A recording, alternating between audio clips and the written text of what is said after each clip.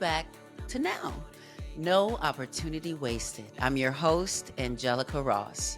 And as always, I'll be quoting Buddhism day by day, wisdom for modern life by my mentor, Daisaku Ikeda. And if you want to be able to read these words of encouragement for yourself, there's a few ways that you can do so.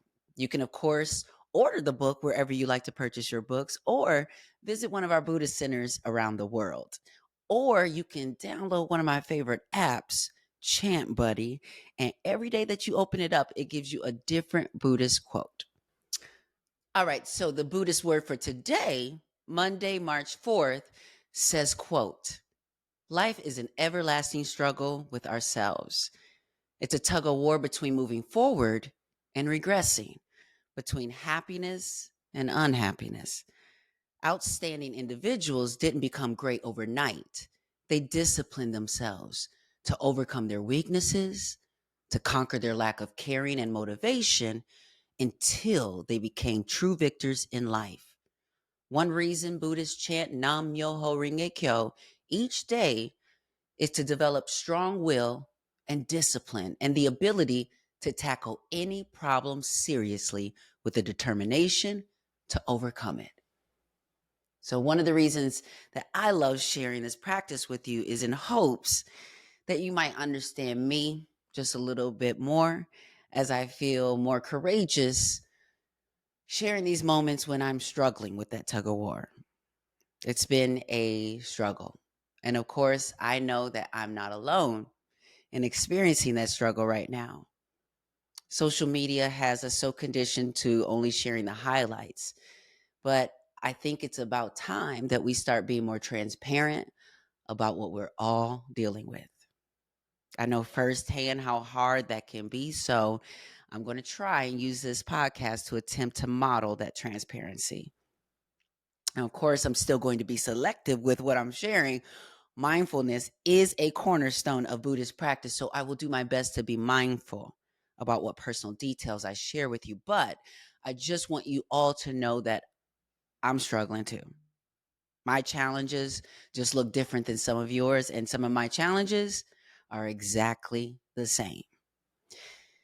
I've been beating myself up more than I should lately, like with producing this podcast. It's been way harder than I let on to.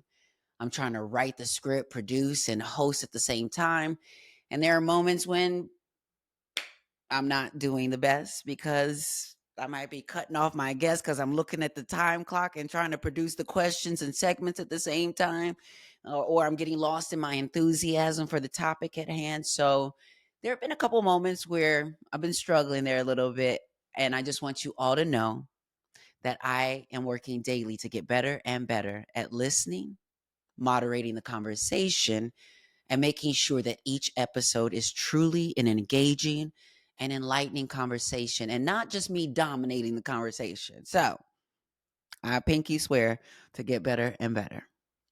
Now, depending on when some of these conversations air, you might still see me getting the hang of that for a little bit, but hang in there with me and I promise you won't regret it.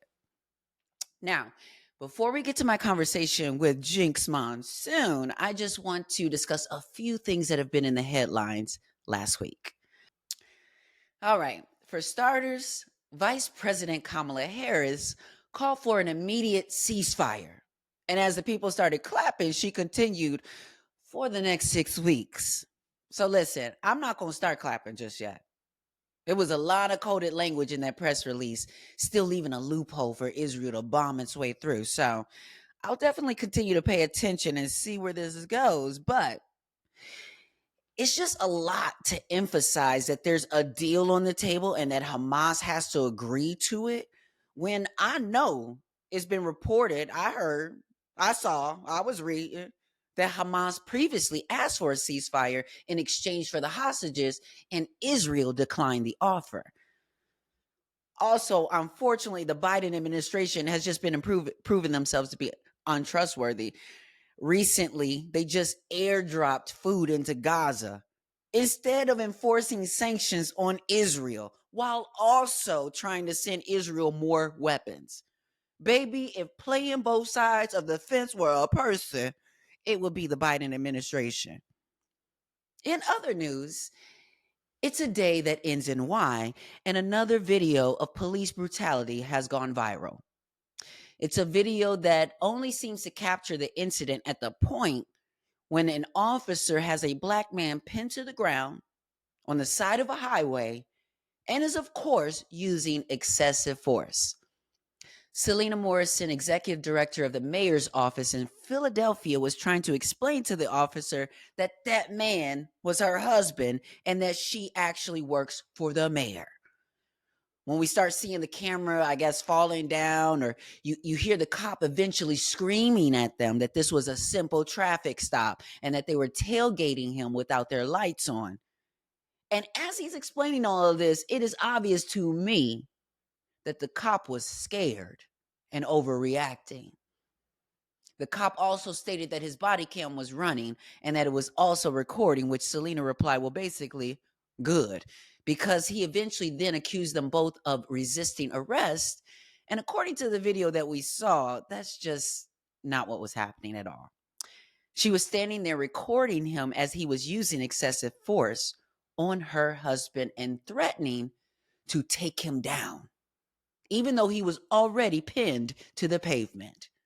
So, I just want to take this moment to remind you that President Biden is pushing to create 69 cop cities across the United States, and that they're calling those public safety training facilities. Yeah, I need you folks to pay attention to what's going on here. More money and more training has not been working with police across America. We need better solutions. We need our money to stop going to war and to start actually giving people resources, giving the people what we need. And what we don't need is more police. Now, on a lighter note, are y'all watching the new Avatar and the Last Airbender live on Netflix? The live action series? Child, my poor heart. I am a huge fan, a really huge fan of the animated series on Nickelodeon. I somewhere around this house, I have like the box series of all the books. I also have The Legend of Korra. It's one of my all-time favorite series, mostly because it's basically a Buddhist series. I mean, the airbenders are basically monks. If I had children, it would be the only cartoon I would be allowing my children to watch. There are just so many poignant messages. And so to watch the live action rendition, I heard that previous attempts weren't so great. But this one, the special effects are amazing. The casting is point on, like spot on. But also, I just find myself getting so emotional watching the series because you know how some of us like to vicariously live through some of these superhero stories and stuff like that. You know, part of me likes to think that I might be one of the last Avatar airbenders. Just it's just great to vicariously live through these things that is calling you to make these tough decisions. Like the Avatar was frozen in time, so when he's unfrozen, he's still a young kid. So he has to learn that it's not just about having the ability to run away from your enemies, but you're going to have to stand up and fight. And you're going to have to sometimes make decisions that means giving to some while others are suffering and going without, and being that kind of leader. And I know as I come into certain spaces and I'm trying to fight intersectionally for everybody, I'm trying to leave nobody behind. It's just so inspiring to watch a series like this. I know it's just a series, but it just has such deep, deep meaning for me. So I'm enjoying it. I hope you enjoy it too. Another series I kind of got wrapped up into was season 6 of Love is Blind. Child, are you watching Love is Blind? Oh my goodness. My friend and incredible singer-songwriter Kia Harper was braiding my hair, and it takes a while. So I got hooked back into watching that damn show, y'all, and it's a mess. But unfortunately, I can't help but tune into the mess. And AD got the whole place shook. Low key, I'm watching and thinking to myself, I think I could probably do something like that. But then I remind myself that it is produced and ain't no way I'm putting myself in a situation to have my emotions manipulated. No, ma'am. But still, I can enjoy the entertainment. Last but not least, I'm catching up on Abbott Elementary. And when I tell you that Miss Ava, the principal, is in her own little world, and I am loving every minute of it. Everyone on the show is truly amazing. The writing's incredible. It's funny. It has so much heart. But that Janelle James, she seems to me like the kind of person who would entertain herself for days on end. And I can definitely relate because I'd be up in this house by myself, just cracking up. Ain't nobody else around but me. Anyway, one of the best lessons I've learned is just how to enjoy my own company. And I do, I enjoy myself. All right, so that wraps up the now what portion of the podcast. So now let's get into my kiki with Miss Jinx Monsoon. All right. Welcome back to Now No Opportunity Wasted. I'm your host, Angelica Ross. And right now, ladies and gentlemen, actually now and seems like perpetually, it is monsoon season because we have none other than the Jinx Monsoon with us right now. How are you doing, Jinx? I'm doing fantastic, thank you. How are you? I, I, I am doing great. I am just so honored to like be in a space where I'm just seeing folks like us take up so much space that was not really offered to us before. Yeah.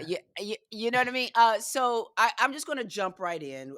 Okay, go for it. Talk to me about the transition from sort of being your local Mhm. queen celebrity that because I know that you didn't just start doing drag when RuPaul's Drag Race called. Yeah.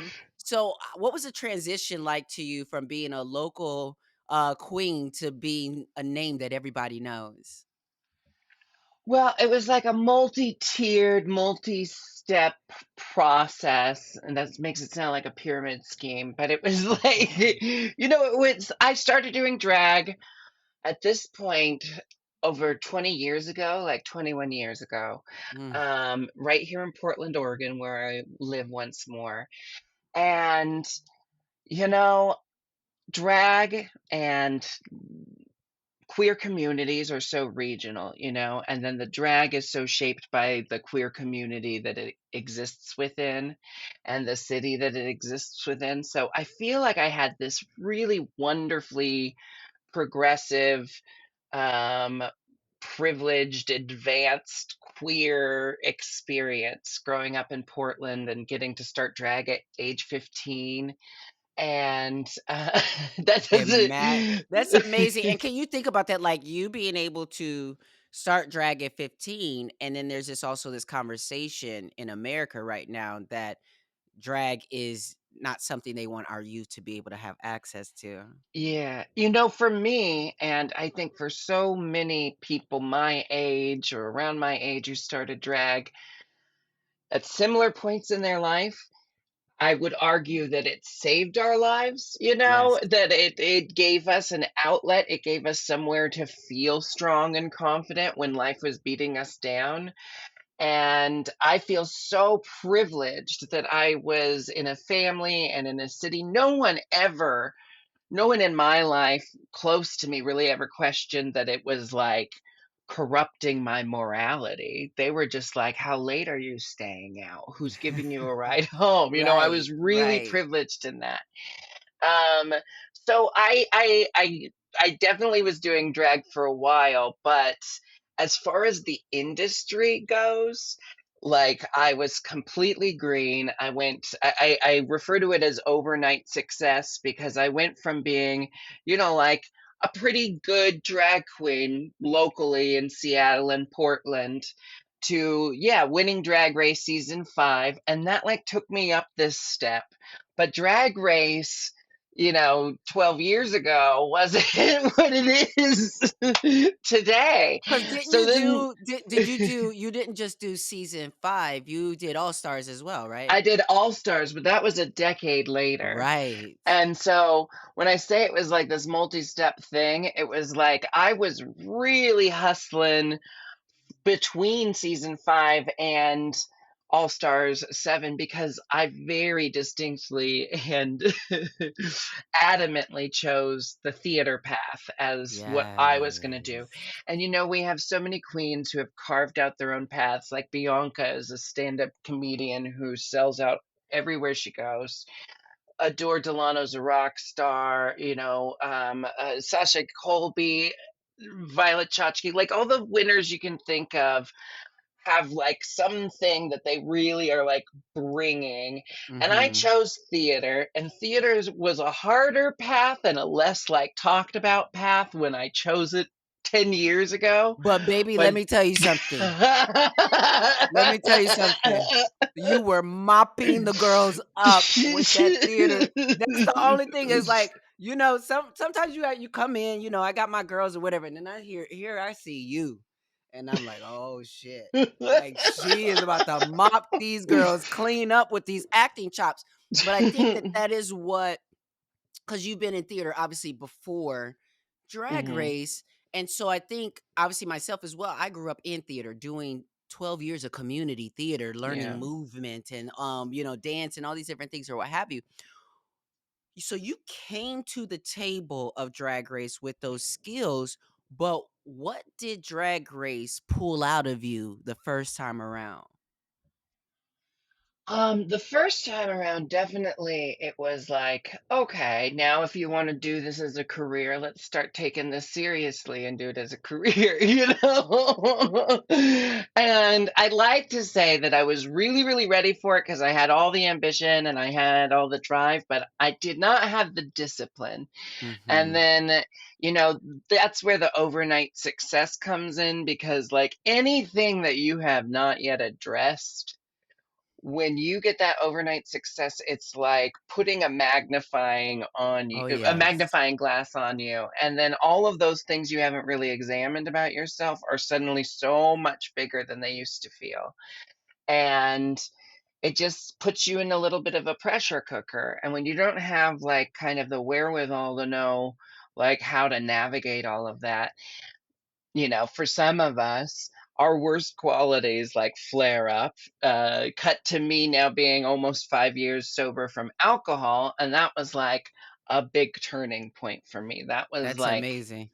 that was when I really realized like I need to find joy in the work that I do without any crutch, without any substance to make sure I'm still doing work that I love. And when I kind Absolutely. of examined all of that, I made a pact with myself and I alerted everyone like, I only want to really work on the stuff that I believe in from here on out. And I've been, lucky that I've had the opportunities to create work where work that I didn't feel passionate about existed. No, and one thing that I love about Drag Race that it has kind of hammered home for folks is that it's more than just pretty outfits and stones.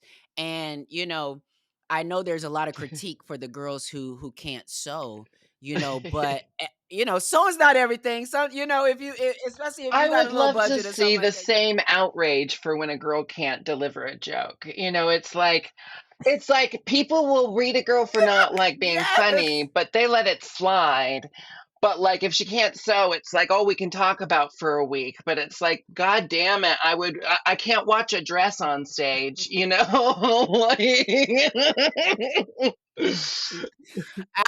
No, absolutely. They always say, "Don't rely on that body, don't rely on that face," and don't rely on those clothes 'cause, coming up, what I know, the one thing that I know is behind a lot of us as Black folks who watch Drag Race and see, the Black and brown queens that come on, is coming from Chicago. Mhm. I worked with a lot of the queens, Shea Coulee, there's Casey Ortiz, there's a lot of a lot, Dita, Dita Swag. There's a lot of the girls that come from there. And in Chicago, it is a very segregated experience, even within the LGBT community. Like, we go to certain bars and they kind of let their DJs know not to play certain type of music so that, the crowds don't get a certain type of way or what have you. And you see that these girls, like, when we talk about being trans, versus being a cisgender gay person within our community, trans people struggling to find employment, struggling to find opportunities, then to rub those nickels together to find cab fare, makeup, and a dress to put on a show. Know you're trying to do those things. So they're in Chicago, where I came from. A lot of the girls, did not make the stage, or they were in these kind of almost like cattle call like shows where there was just like a bunch of people in there.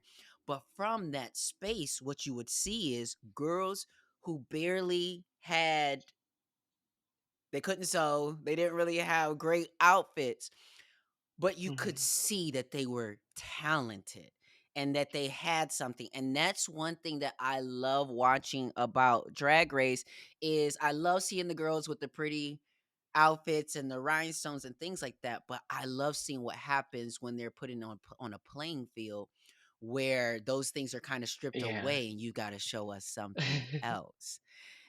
Did you have your eyes set on Broadway when you were um was it in your eyesight It was in pretty on your path much in Drag Race? always there. It was pretty much there my whole life because as soon as I found out there was a place that you could sing and act and be funny and wear big, exciting costumes all at the same time, I was like, okay, so there it is. That's what I want to do.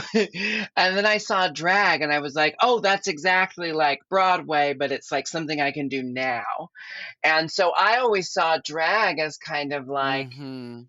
I would be in my theater school shows, or I'd be in my high school theater productions, and I'd be playing Jack in Into the Woods, but I wanted to play the witch.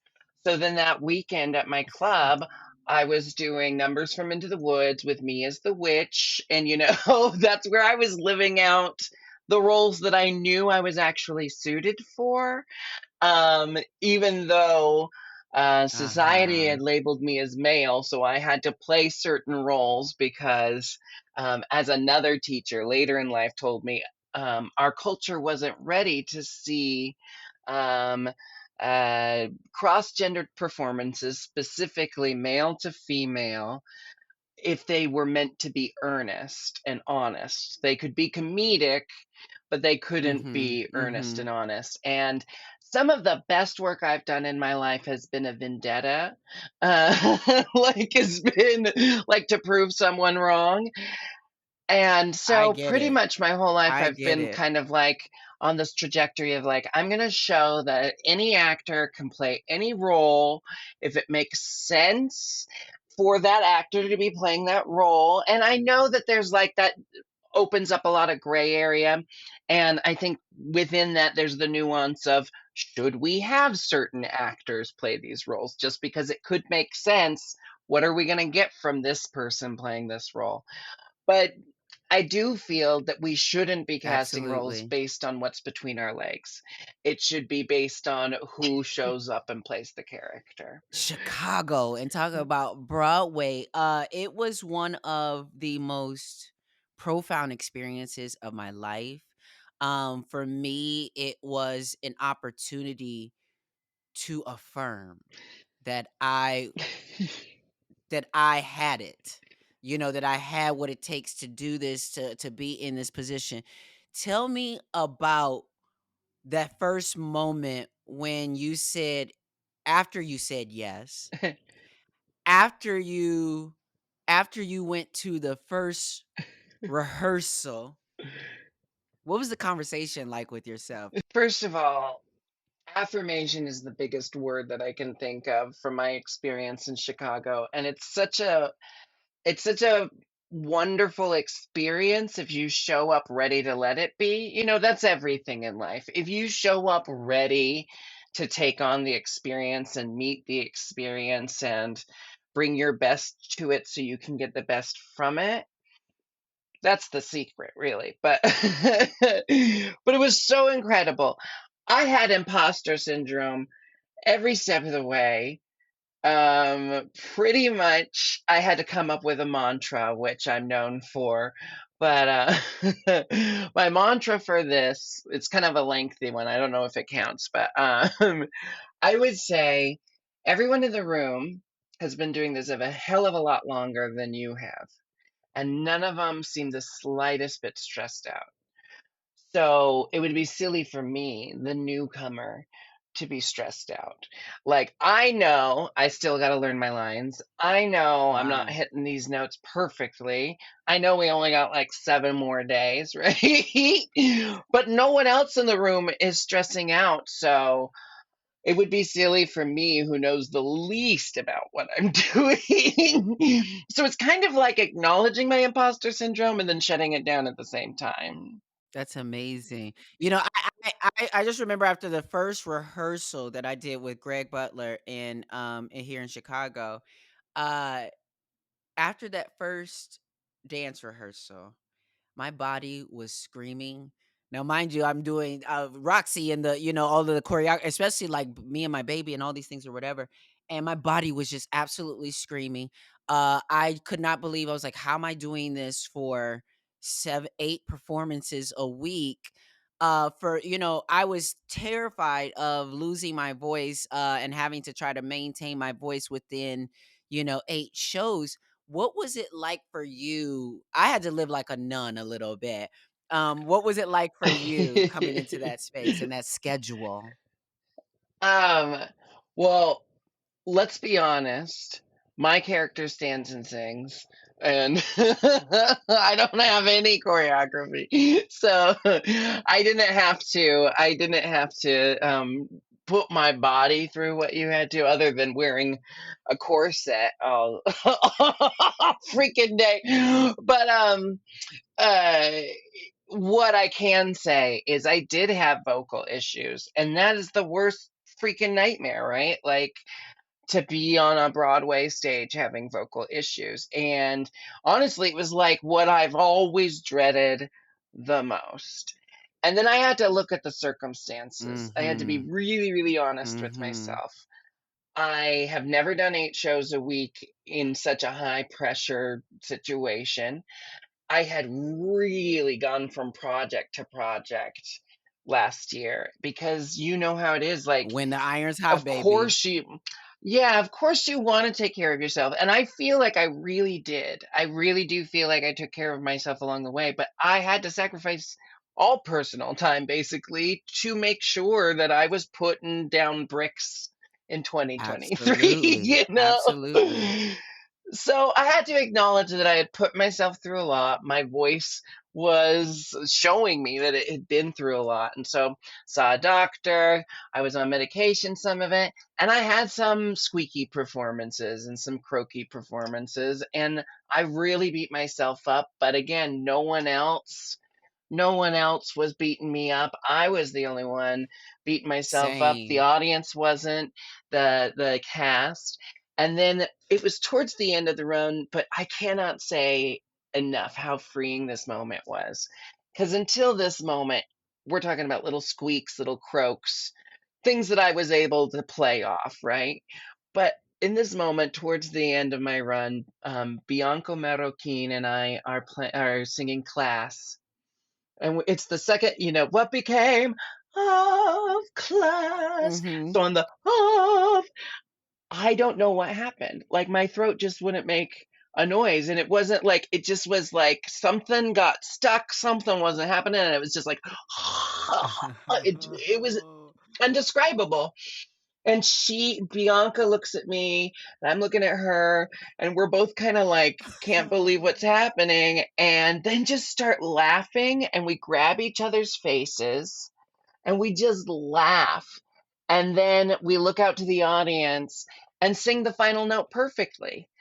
And I was like, I just did that on Broadway. I Yeah. just did that on Broadway. And then we all just thought it was hilarious, because I didn't freak out. I stayed as in the moment as I possibly could. I was so in the moment that Bianca and I were like, That's our like souls were screaming at each if I other. were watching that, that sounds to me like one of those magical moments that you can't script.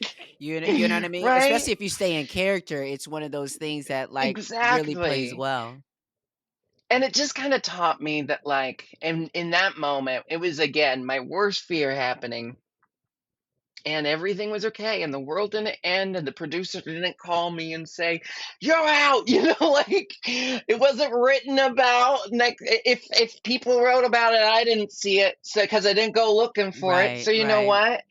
I was like, if that can happen and I can survive, I can do this. And I'm not saying the imposter syndrome's gone, but I am saying that affirmation we were talking about, what Mhm. it was Mhm. like, you can fucking have a stumble and you can trip or something and you can hiccup, and it's not fun. It sucks and you want to do everything you can to avoid it, but they happen, and if you don't crumble, no one else is gonna make you crumble, You know, you know? and I think that is so important what you're talking about, and I think when it comes to the business and show business, I think so many people are very focused on the show aspect and on just the output of it all. And just during this conversation alone, I heard you talk about the hustle and sort of the journey and dealing with these sort of things. One of the things, the downsides of this industry, and I've heard Tracy Ross talk about it. I've heard, maybe Shirley Ralph and various folks talk about the fact that when you're in this business, you might not get the recognition always at the time that you are, doing the things that you're doing. But when you are an artist and you are an actor and you are dedicated to the craft, you do it because of that relationship to the craft, Mhm. because of, and because when I did Chicago, here's a little tea I'm gonna spill. When I did Chicago, Shirley Ralph, I saw Shirley Ralph in New York, and she convinced me to do Chicago because I went to her and I was like, I got this offer. They want me to do, the Chicago, but girl, the money is not cute. It's not what I want, blah, blah, blah. So she was like, listen, that's how it is. She's like, they pretty much are gonna lowball anybody they can lowball, and not only that, but also just you don't have to say nothing to this, but those particular producers are kind of known for they just known. The girls know those girls. The girls know those girls. But that's all I'll say there. The girls know those girls. Um, but what I I was dealing with this space of feeling my body being beat up 8 shows a week and also calculating some days how much that broke down to my fee broke down to per show.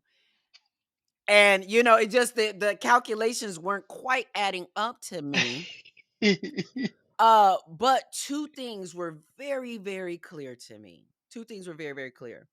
One, this was a moment that was not about them as much as it was about me as an artist, and having this affirmation that I have what it takes to be on Broadway and to lead a role on Broadway, as well as the moment that it would be for those that come behind me that understand what it takes to be in this space, and to understand that even someone like me as a Black trans woman who might not feel as valued as I think I should, because here's this historical moment, here's these things, but I don't see me on the playbill. I don't see any advertisements in Times Square. I'm not on the late night show. I'm not doing any of these things. I didn't have this experience.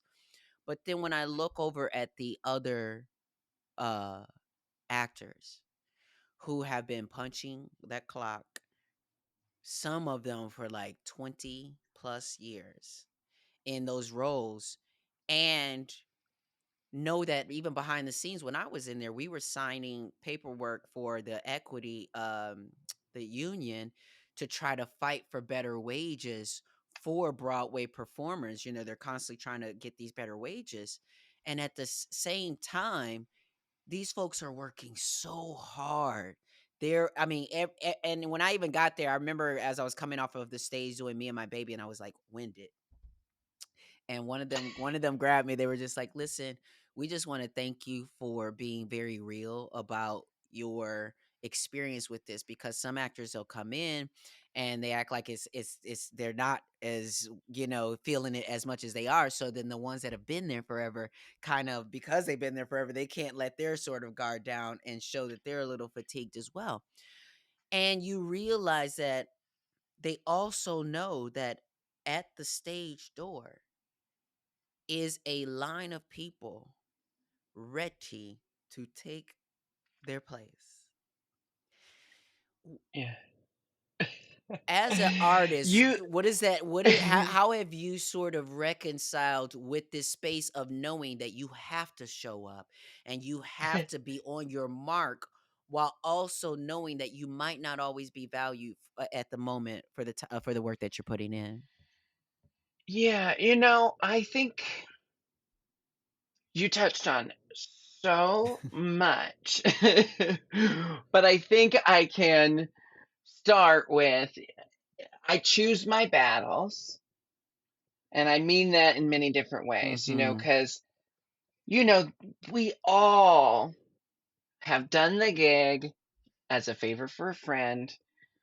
We've done the gig because it was something we wanted to do, but it's about kind of like finding that balance between like saying like I know that I'm going to take less money from this gig, but it's something I really, really want to do. It's something my audience is going to love me doing.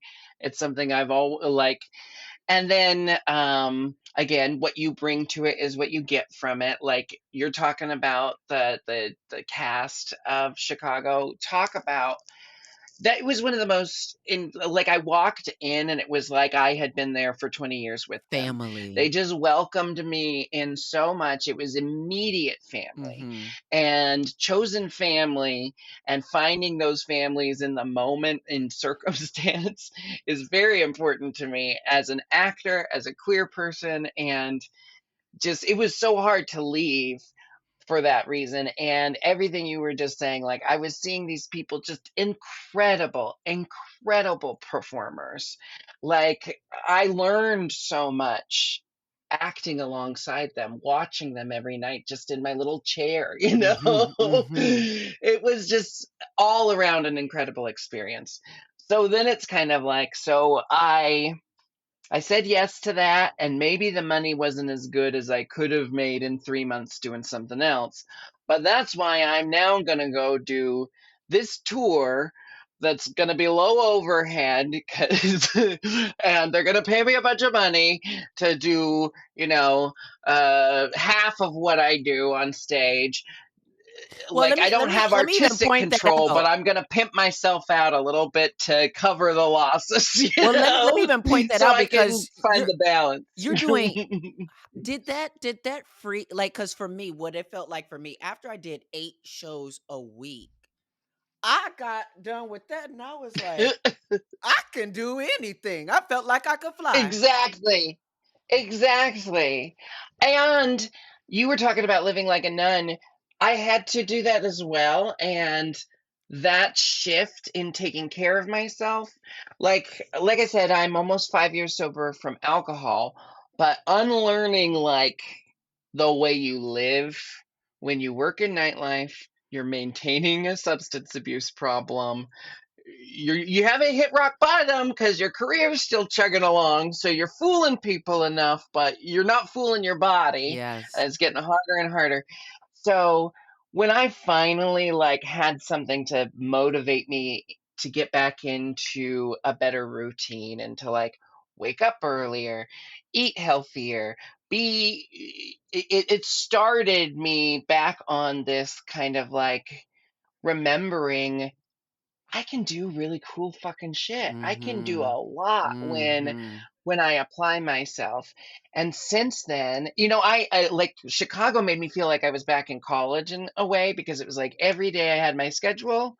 my schedule could vary a little bit, A but little bit, otherwise, and yes. anyone who wants to see me, it's like, here's my time and you can see me then, or you can come to my place and say goodnight and tuck me into bed because otherwise I'm working, you know? I was actually trying to date someone during that time, which was absolutely foolish, and I knew that was foolish. There was this girl that I was seeing actually when I was, in New York, Uh-huh. and I felt terrible because I'm newly queer in this space too, and and I'm definitely Mhm. open and available, but I was not open and available to her, and I felt so bad about it because I would pass out, but she was so great because she was like, "I just want to be here for you. I know you're, so she was just like the sweetest thing, but I felt bad because I felt like it was, kind of one sided. But what that showed me was, I think that it gave me permission to have that kind of discipline for whatever I wanted. Meaning like Mhm. I realized that I didn't just have to have this kind of discipline around my schedule when it came to Broadway, but I could actually apply that same kind of mindset where I'm not wasting a lot of my time pulling me off mark. You got these folks who Yeah. are doing Broadway where after they're done, the next day they're in a dance class. I'm doing vocal lessons in between, in between the things. Like that's just a part of the routine. Yeah.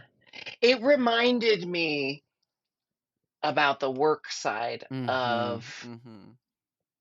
the craft. We talk a lot, I think, as creative people about the creative inspiration, Mhm. but the discipline that goes into something like singing 8 shows a week. I mean, speaking 8 shows a week would be a lot, but then you add singing and dancing or whatever the circumstances are. It's a lot. And I just got to say, hearing you say that you had such a similar experience, my brain is thinking, here's Angelica saying this after the TV and film career she's had, after the success she's already experienced. Now she's saying, and then live entertainment taught me discipline. And what I love, Right. Right. Right. Right. what I love is in our career, when you are someone who gets to go back and forth between live entertainment and film, if you are someone who gets to go back What a and blessing. forth, Yes. you learn everything you need to know about the other from the Yes. thing, you know what I I was on stage I was on mean? stage, and I'm I'm acting for my close-up. There were moments Roxy is losing it all, and I got a tear ready to drop, and doing all the things that like, "Louder, honey. You can't let that this ain't there's no mic picking you up." And mind you, I had to work because 'cause I'm a theater actor first. So I Mhm. had to work on pulling all of this back for Yeah. the camera and playing small and making my lines go through like a small little like me and my acting coach, we always do Mhm. this thing where I'm trying to like make my lines just go through this little, hole or whatever. And then when I'm on stage, now I'm learning things about film and vice versa. But it's for me, I love doing TV. I love doing those things, but being on stage, I felt like I had the people in the palm of my hand, every night. And there is nothing like that feeling. Like, I have an addictive personality, more than alcohol, more than weed. I am addicted to that feeling of knowing that the whole audience is with you, Yes. especially when you can, like, make a gesture and that's And enough that's to get the enough. reaction. Absolutely. And you're like, "Oh, wow, you're really listening to me." And I just I think as queer people, as trans people, you know, uh, we learn to be adaptable. We learn to thrive under crisis mode. We learn to thrive under chaos. And I just, it's like we have been through so much shit recently. Mhm. We are under attack currently. Mhm. The world is on fire. There's genocides happening that we're all talking about, but no one's doing anything about. And then On top of that, we just survived COVID and the actors strike. And so there's all these circumstances. And do you know who I know who are living their best life right now? All my queer people, drag queens, and trans friends, Really? because we're like, Because we're used to yeah, the welcome. We're yes, used to yes, just yes, every day being attacked from every direction. yes, I mean, of course, right now is worse than ever in my absolutely. lifetime, but I'm also like, But I feel like there you are know. things that you can do that Mhm. you haven't been doing, Jinx, because word on the street to me, word on the street is that you're a witch. Yeah, So that's I true. mean, couldn't you have cast a spell and just clean all this up, Jinx? I wish it were that. Listen, you don't know how much I think about like, why aren't they letting me fix this? Like I'm a Virgo. I I look at things happening in the world and I'm like, it's common sense. Like Common it just is sense. common sense. But we're not operating with people who are operating from a place of common sense. We're not dealing with people who are behaving rationally. We're dealing with people who are completely motivated by agendas. Most of it's money, most of it's power, Mhm. and it's all these But, like unfortunately desperate grasps at right keeping now it. though too, it's a lot of I just got off the I just interviewed Aaron Axelman, who is a co-director for this Israelism film, and they're also Mhm. newly trans. And you know, why did I just lost my train of thought bringing them up into the conversation? That is so dang on weird. Shoot, what were you saying? I was connected to something that you were saying.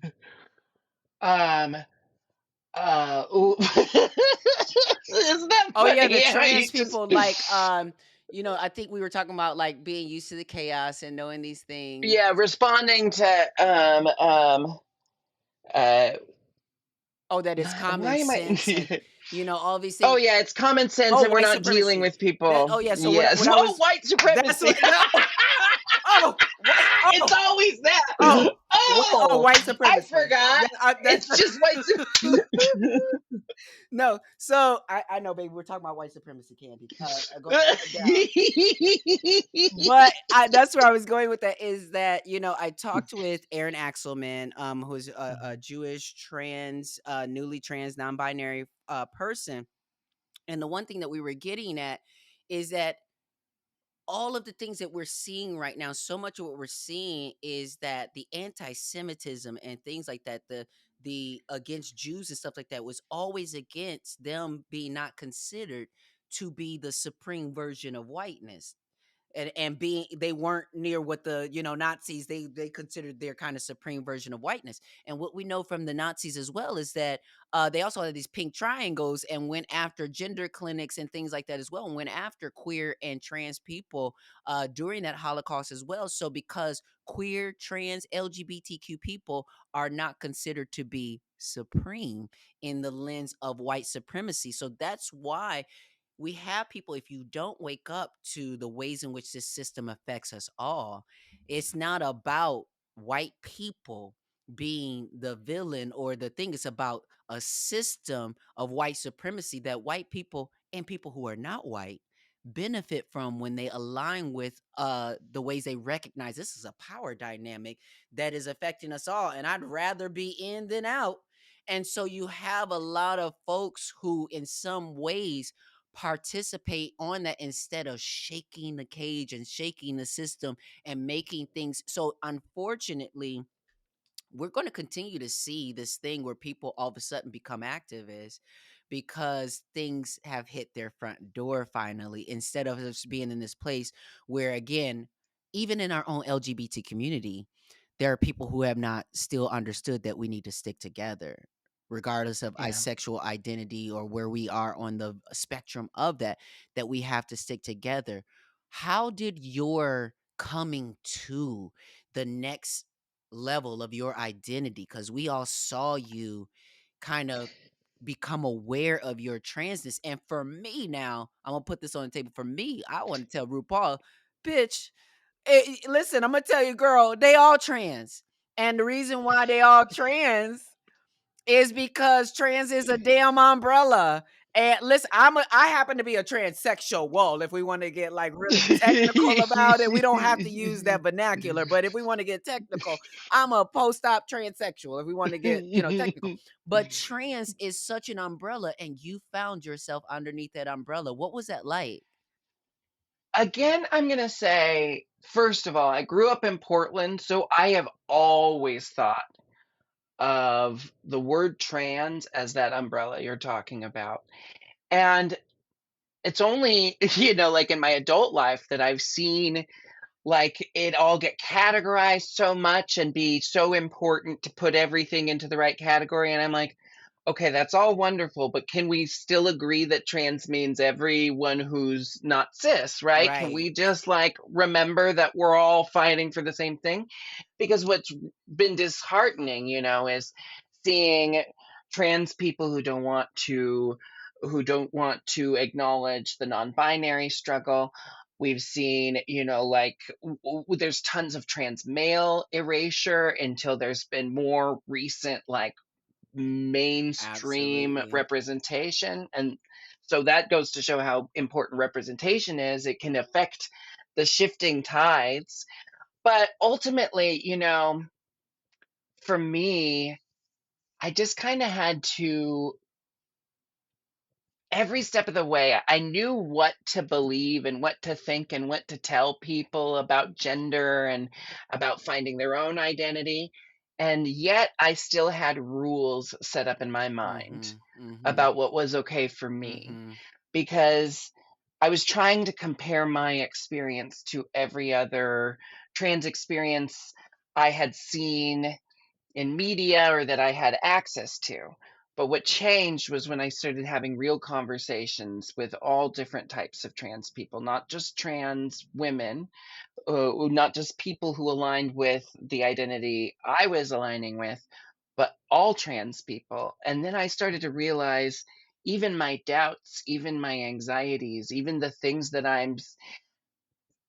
I thought it was all euphoria. Mm. I thought I didn't realize that there was parts that you might be scared about. I didn't realize that was a normal part of this. Oh yes. So because I had all these rules set up, or all these like preconceived ideas, I kept telling myself, I'm not trans enough to do this. I'm not trans enough to do that, and I'm not feminine enough to. And then I realized if I cast all of those rules out, what do I actually want?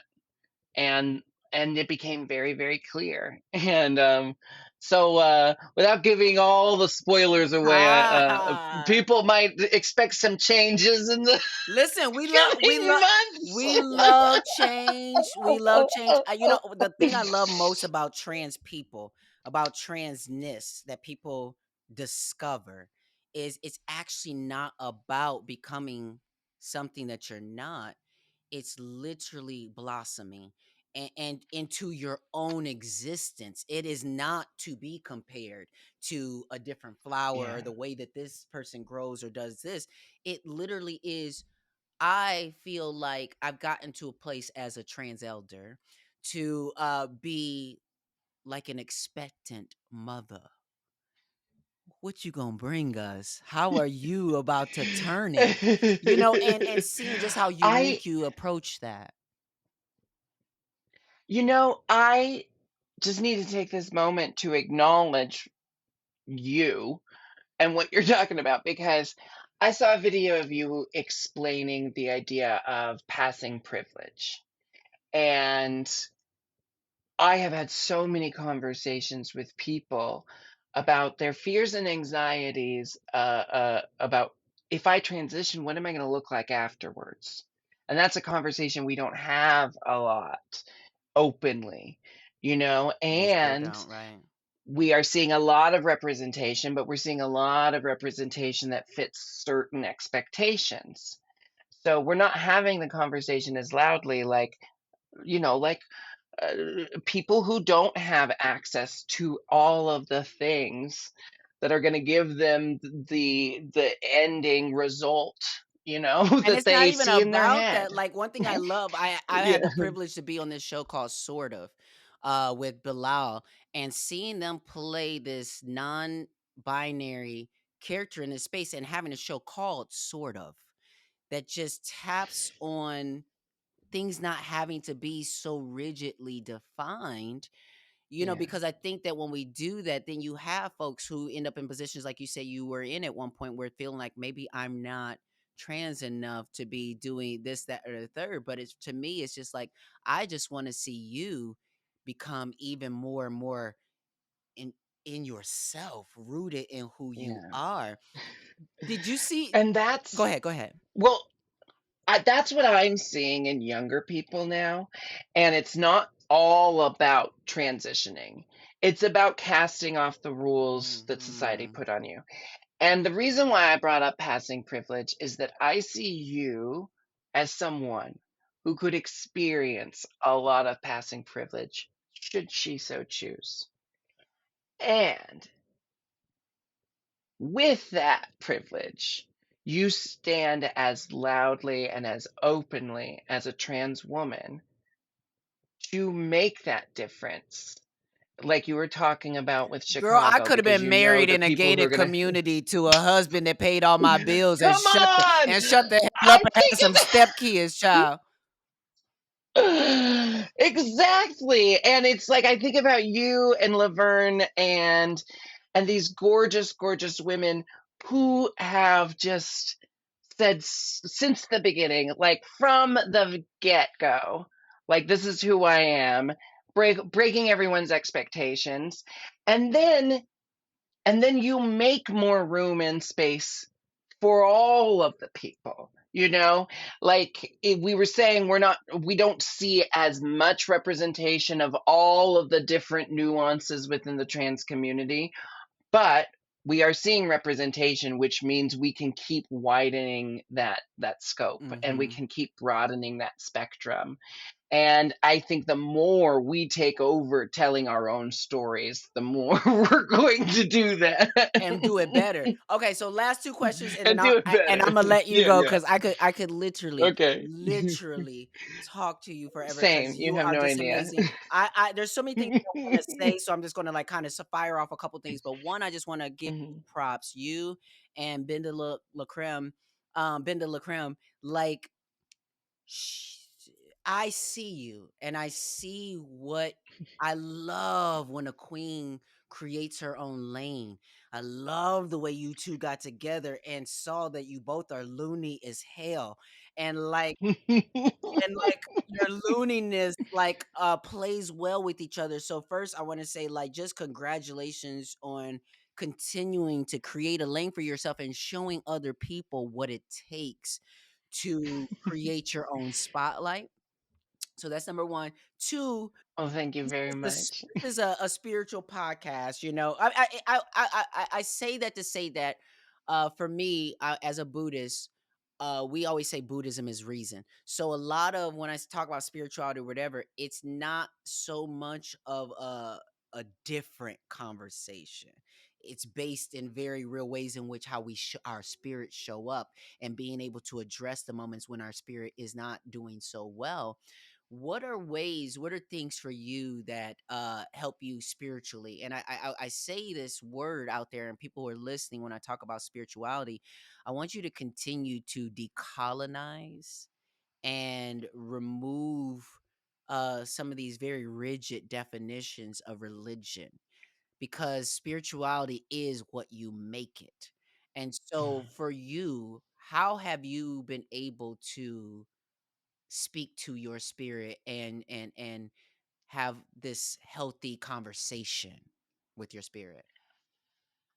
So, my belief when it comes to faith, spirituality, religion, whatever you define it as, is just as long as you chose it for yourself. We're having all this talk about things being imposed on kids, and it's finally starting to dawn on people. You know what gets imposed on kids without a word being said about it? Religion, dogma, something that could define the rest of your life. For real. So I'm just like, choose it for yourself and realize that everyone else gets to choose theirs for themselves too. Um, but That's for great me, advice. Yes. everything comes down to rituals I do, and I like to look at everything from a scientific point of view, and then if I was looking at it from a magical or spiritual point of view, what would it be? And then I kind of like marry the two. And I always say that like to believe in magic is a choice, I know how things scientifically work, but I also know that it makes me feel good to light incense and to say a little morning spell or like whatever the ritual may be. And so it's like when I thought about my Catholic upbringing and all of the things that made my family cry and feel guilty and ashamed to go to church was like the stuff at the church, but all of the stuff that we did at home, that was the way we empowered ourselves. And I was Hmm. like, oh, that's witchcraft. Like if I strip away the Catholicism, I was actually raised by witches. Once I realized that, I was like, oh, it doesn't matter what it is. It just needs to be something that is part of the solution and not part of the problem. Ooh, So that's the for word. me, it's all about rituals, daily rituals, and making sure that I meet my daily needs so that I'm bringing my best to what I have to do that day. Listen, you just got a spiritual lesson from Jinx Monsoon. Not only can she do drag, turn a joke, but she can also lead your spirit to a better place. No, listen, I absolutely love that. And I love what you said because I truly, truly believe the same thing is that it has to speak to you. At the end of the day, Mm, I can't force my beliefs or practices on you or anything like that. What I can say though is I will always encourage people, every religious organization has had to evolve, has had things that mhm, socially were social norms that they had to evolve beyond. But when it comes to Buddhism, it is such like a beautiful poem. I feel like so many things that I read or listen to is these things that reflect back to yourself and being able to see your value clearly and see the value of other people clearly and at least have this respect and understanding that life is not going to work for you if you cannot value yourself and other people. That's like these are like very fundamental, just basics. It's like you're walking around and you can't see the value in other people who may not have certain skills or abilities or looks or this, that, and the third. And I bet you there's somewhere in your life where you are overlooking your own value because you're participating in that kind of behavior. So I mhm. think whatever it is, like you said, it should bring us to the better parts of ourselves. It should be both part of the solution and not a part of the problem. Yeah.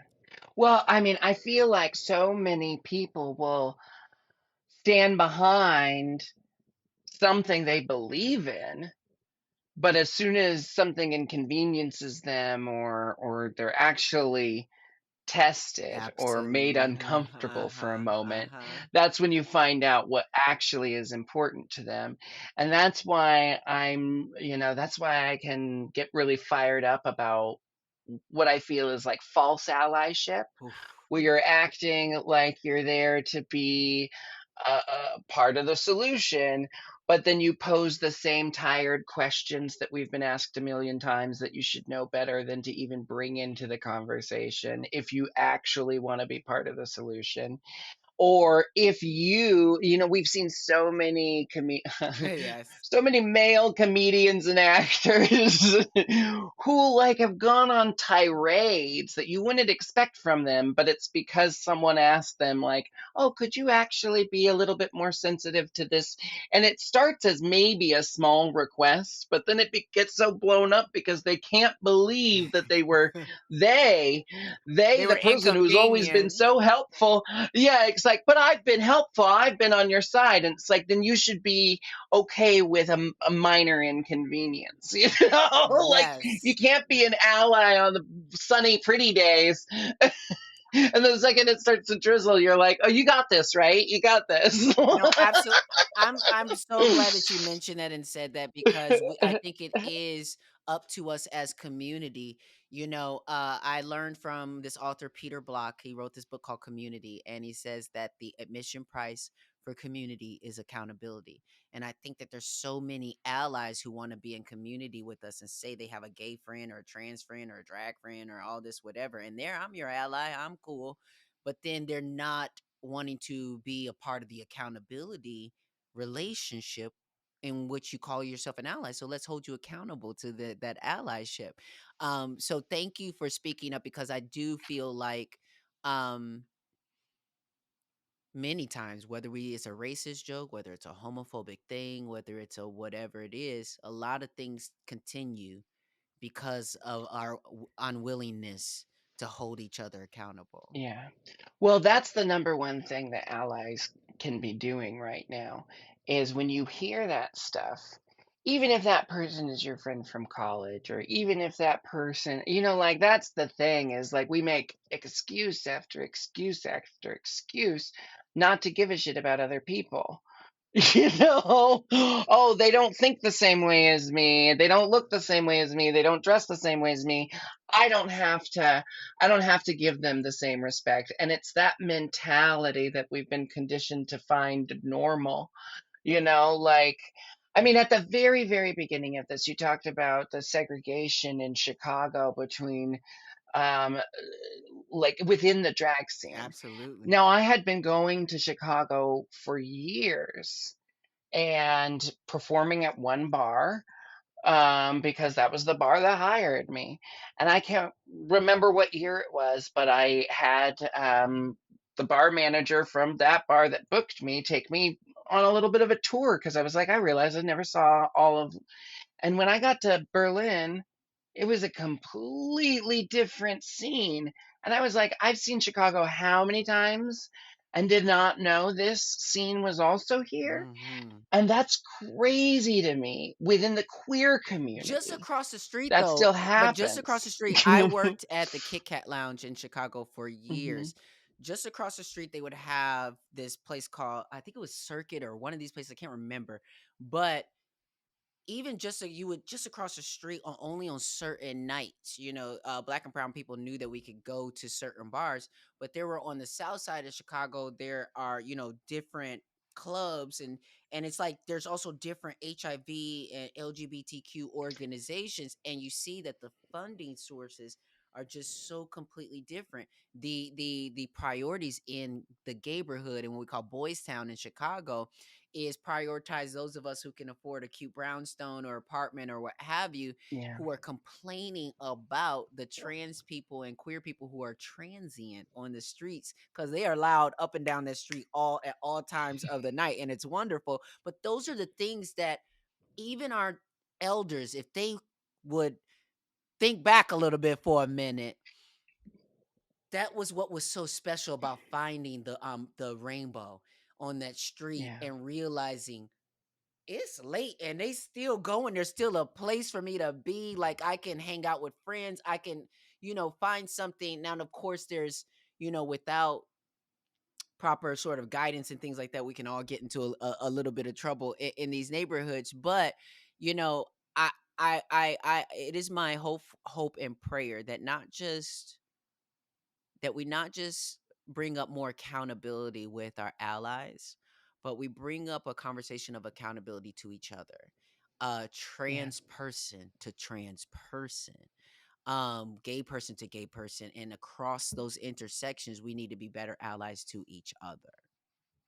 Yeah. And that requires the willingness to get a little bit uncomfortable, to get to realize that there are going to be moments where you're going to have to sacrifice a little bit of your comfort so that we can all share in more comfort Like, together, girl, you it's like it should be like, know? "Girl, is it that, uncomfortable to watch a movie with subtitles on it? Do you know?" Yeah, yeah, You yeah. understand? Can I have one of the armrests, please? You know, it's that kind of stuff. And when we say ally, you know, I think sometimes this happens in our brain. We hear ally and it's like, oh, well, I'm queer, so we're talking about someone else. But ally means someone who shows up for the people who need to be shown up for. You know, we're all an ally. Like, I might be queer and trans, but I'm white. So I need to be an ally to my queer and trans people of color within my community. Absolutely. You know, so we all need to think about who we need to be an ally to Mhm. and think about, I need to be okay with getting a little bit just, no Uncomfortable. one's saying you don't get any of the pie. No one's even saying you get less. We're just saying right now you might need to you might need to be a little patient. You know, you might need to have to wait a little longer in line. There's no diamond elite for this. Sorry, there's not like a, There's no a first class. frequent flyer, right? Yeah. There's no first class free quality, right? I That goes against the point, it's like right? being on the Titanic when that lady was asking, "Where is there a first class section of this raft?" Exactly. So until we're all off the boat, we don't get to do that. And that's what our community really needs to see. From all the division that is happening all Mhm, around mhm. us, like the least we can do is come together. You Absolutely. know, From it's what we from need. the lips of Jinx Monsoon, the very least that we can do is come together. Thank you so much, Jinx, again for saying yes, for doing Thank this, for you. sharing your energy and your spirit. It is such a joy to watch you be in the moment, from your Little Miss Piggy moment to to Chicago, to just whatever is next for you. I am going to be watching. We're all going to be watching. Know that I am one of your fans. I will always be one of your fans. Anytime you need me, I'm here. So just know that if you need a girl to bust a bottle, you need a girl to share something, to fight, to pick up a brick, whatever the case is, girl. I'm one of those girls. Well, I hope you know that the feeling is mutual Thank you. and you can call on me whenever. Thank you. And I just, I knew this interview would be great today because I was watching this clip of you and Laverne Cox on TMZ outside a club. Girl. And I'd misquote it if I tried to misquote it, but if I tried to quote it, but you two said so much without saying anything to each other. Like you said little things, and if you know, you know. But it was like watching you two have a conversation without saying much. I was like, that is that universal thing. Yes. I was like, even though I'm anxious and nervous to talk to someone I absolutely worship, I'm like, Oh, but we're gonna have we're gonna that. We're have gonna have that. absolutely, absolutely, yes.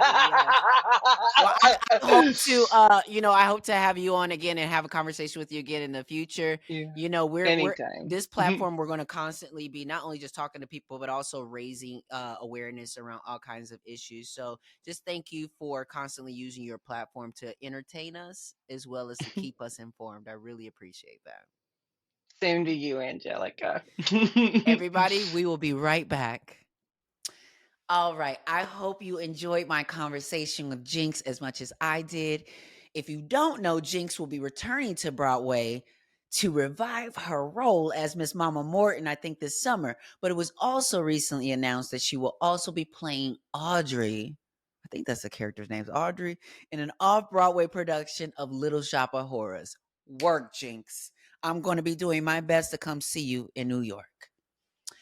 All right, folks, that's our show for today. But before we go, I'm just going to drop another Buddhist breadcrumb and talk a little bit about time and capacity.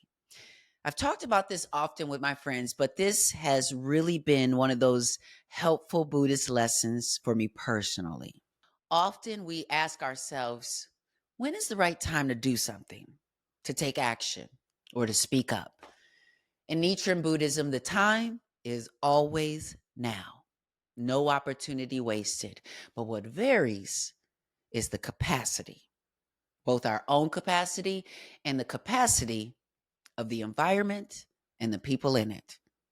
So, one way to make the most out of every single opportunity is to take a second and assess the time and capacity. Do the people that you're engaging with have the capacity to take in all that you have to offer? How much time do you have, or energy, or capacity do you have to offer?